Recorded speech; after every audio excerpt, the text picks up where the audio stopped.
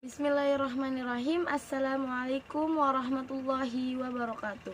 Izin memperkenalkan diri, nama saya Aninda Rizky Ardianti dari jurusan Pengembangan Masyarakat Islam kelas PM2A. Yang terhormat Bapak Ahmad Fadil LCM sebagai dosen filsafat umum. Terima kasih Bapak, tugas talk show ini sangat memuaskan. Dan materi yang pertama yang akan saya bawakan berjudul akal dalam menemukan kebenaran. Akal merupakan suatu keistimewaan yang diberikan Tuhan oleh makhluknya, yaitu manusia. Manusia diciptakan dengan sebaik dan sebagus rupa, yaitu dengan adanya akal. Akal dalam dirinya. Selain untuk berpikir, akal juga dapat menjadi sebagai hakim dalam menentukan mana yang benar dan mana yang salah. Dalam Al-Quran, Allah Subhanahu wa Ta'ala dalam firman-Nya memberikan contoh dari hambanya yang tidak menggunakan anugerah tersebut dengan baik. Sebagaimana dalam Quran surat Al-Muluk dan surat Yunus yang mengatakan, dan Allah menimpahkan azab kepada orang-orang yang tidak mempergunakan akalnya. Dari surat Yunus ayat 100. Dan surat Al-Muluk ayat 10 mengatakan, sekiranya kami mendengarkan atau memikirkannya peringatan itu, niscaya tidaklah kami termasuk penghuni-penghuni neraka dan penghuni-penghuni neraka yang menyala-nyala. Dengan demikian, sudah tentulah akal yang merupakan anugerah dari Tuhan harus digunakan sebaik mungkin dalam kehidupannya. Terjadinya perdebatan dalam kalangan ulama dan filsuf, yaitu perihal mampukah akal menemukan mana yang hak dan mana yang batil. Kalangan ulama terutama dari mazhab Hanabilah dan juga Zuhiriyah mengatakan bahwa akal itu tidak mampu menemukan kebenaran, melainkan dibantu dengan dalil atau nas yang qati yang menyatakan bahwa itu benar.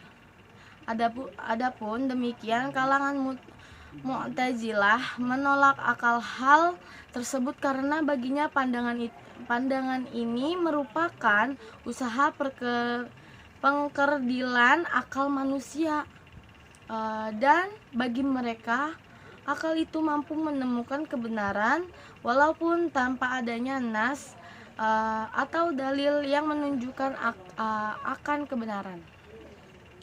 Dalam pertentangan ini munculnya filsuf yang bisa kita katakan penganut paham Mu'tazilah memberikan argumentasinya mengenai akal atau logika dalam menemukan kebenaran. Beliau bernama Al-Farabi.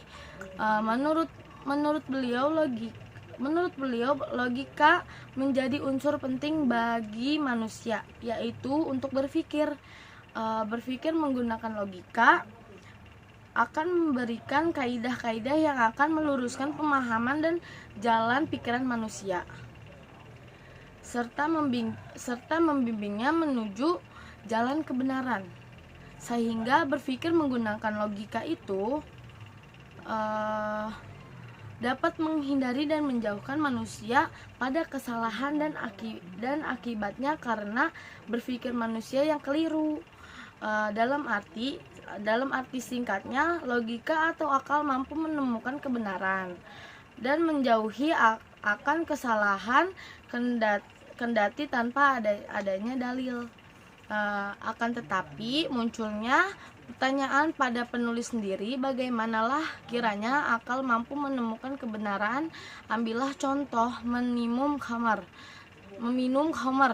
dan seorang tersebut tinggal pada lingkungan peminum khamar. Akankah akalnya mampu mengatakan bahwa meminum khamar adalah kesalahan? Tentulah tidak.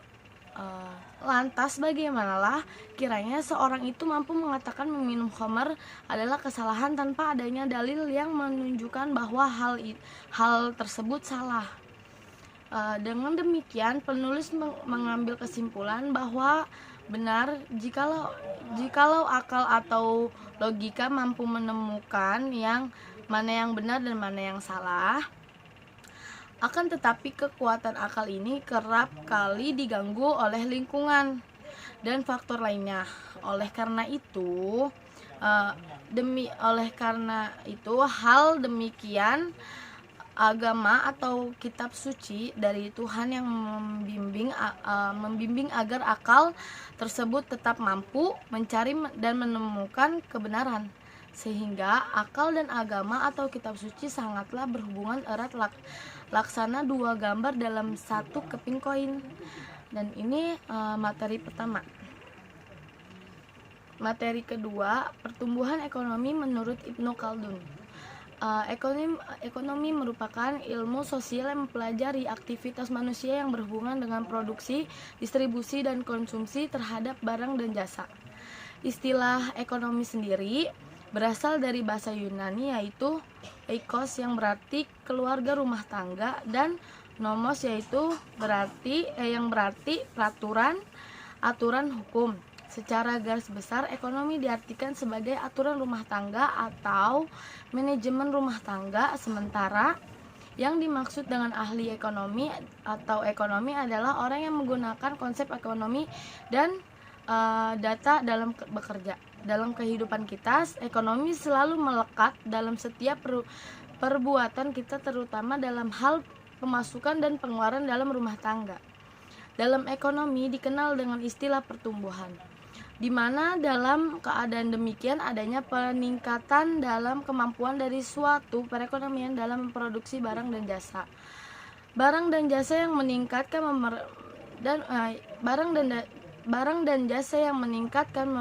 memengaruhi peningkatan ekonomi.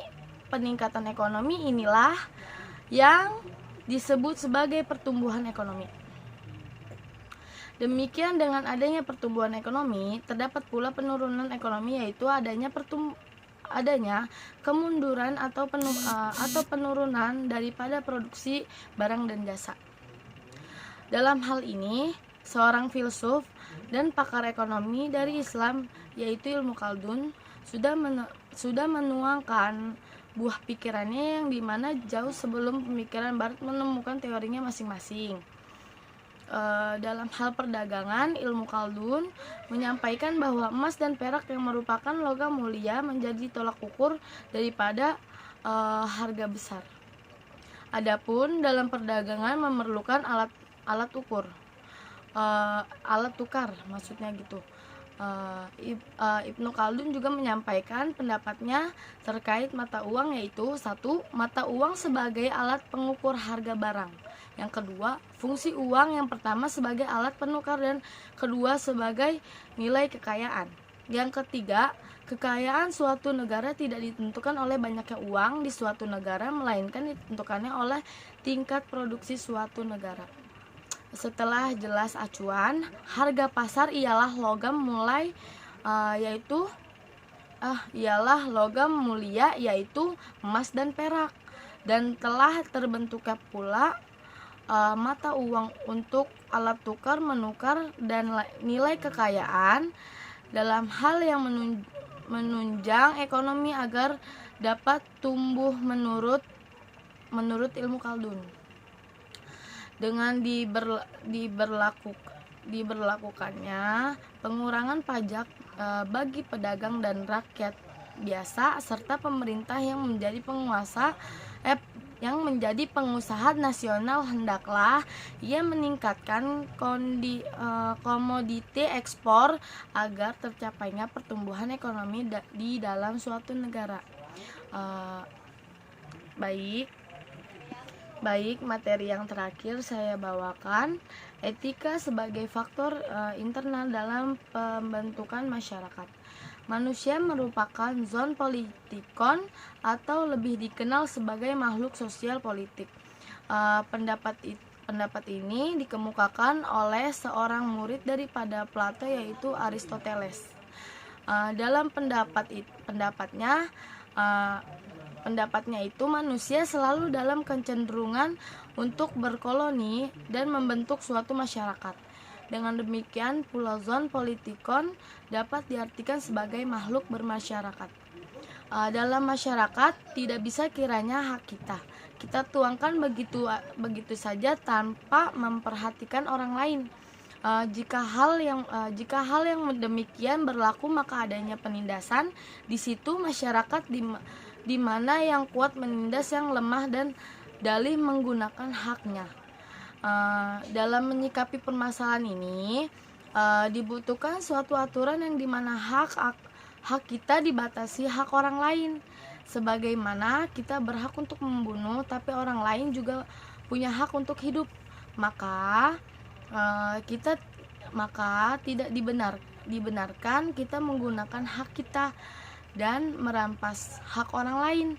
Oleh karenanya diperlukan aturan yang mengatur dalam hal ini, kerap kali dikatakan sebagai hukum jatuh. Sebelum kita membahas terkait hukum yang merupakan faktor eksternal dalam mengatur suatu masyarakat, alangkah baiknya kita menilik dalam diri sendiri atau internal masing-masing kita. Dalam faktor internal terdapat etika dan adab untuk bermasyarakat. Etika dan adab ini bisa saja muncul atas diri kita sendiri sebagaimana manusia dalam keadaan fitrah, atau muncul atas titah Tuhan melalui kitab sucinya.